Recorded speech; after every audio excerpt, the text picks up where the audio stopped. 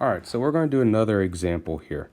So let's go ahead and find reaction forces on this second example. In this case, instead of having a triangular object, let's go ahead, we'll just make it a square. All right, we'll say it's 3 meters tall. Let's say it's 4 meters wide, just to make it a little bit more interesting. We'll put a pin and a roller on it. And we'll put another force, and again, to make it a little bit more interesting, let's go ahead and put our force up here and say that this is 500 newtons. All right. Now, just to iterate, it doesn't actually matter what's inside the object, whether it's a hollow box like this or whether it has, some sort of internal structure or whether the internal structure is different.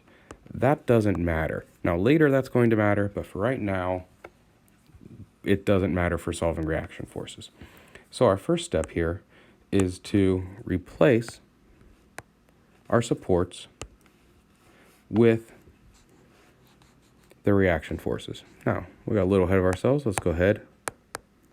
Let's label the individual corners.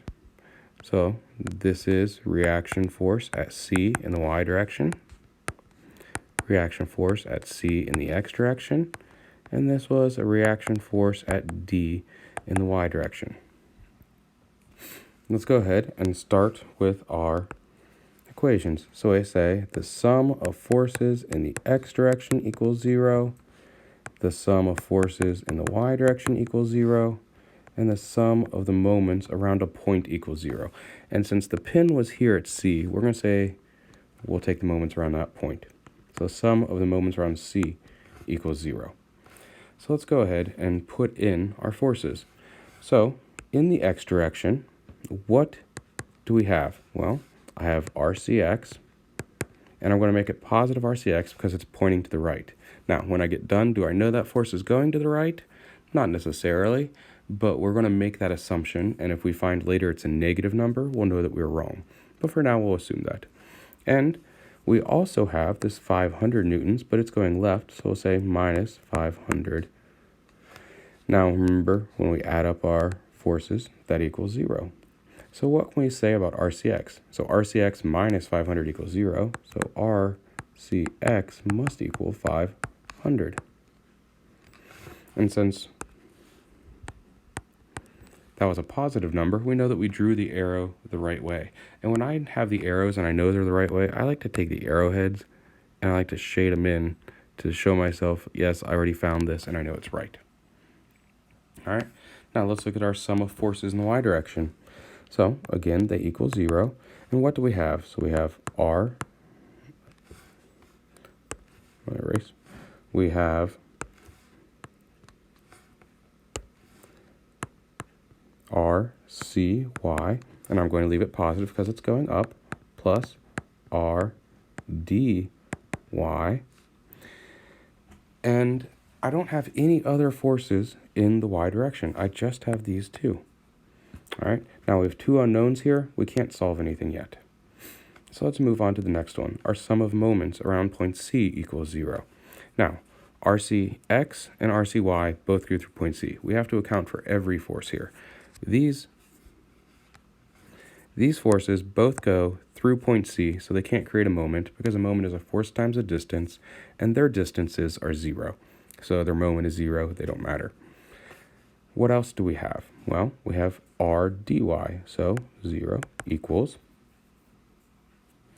RDY, and notice it's going to make it rotate counterclockwise around this point. It's going to go that way. So it's going to stay positive. So RDY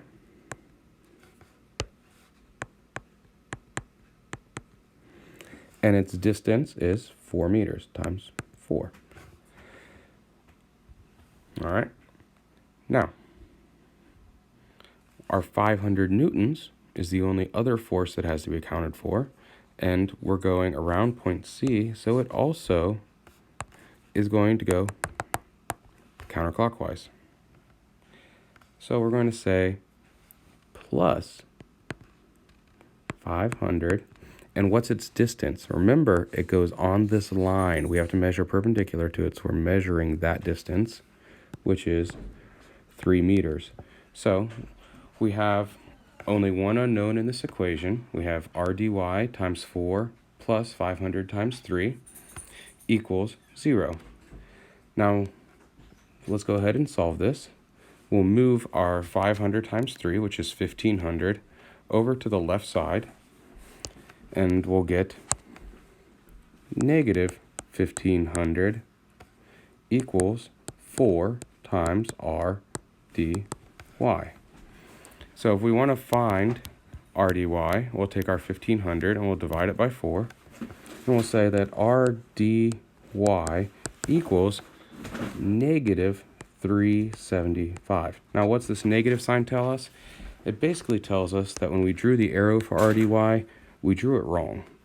So when we draw it here, we're going to redraw it, and we're going to draw it pointing down. And we're going to say that instead of saying negative 375 up, it's positive 375 down. So 375. All right. Now, since we know r dy is down 375, now we can come back up here, and we can go ahead and plug that in. So we'll say r dy is down 375, so we'll replace this with negative 375.